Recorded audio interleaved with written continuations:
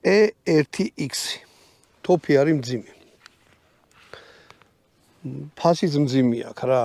ეს არის 22 კალიბრი, ანუ 5.6 მმ და ღირს 2600 ლარი მივეციო მე პატრონებ რა.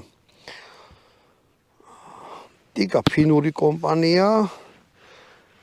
ძალიან ისეთი ცნობილია და ძვირიანი სეგმენტის თოფები აქვს რა.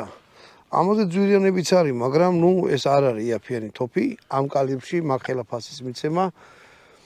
თუ აი არ გინდათ რომ ზუსტად როგორ გითხრათ რა, აი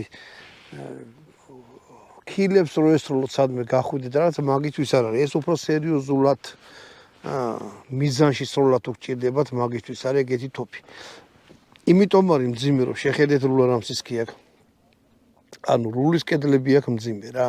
ანუ სკელი როა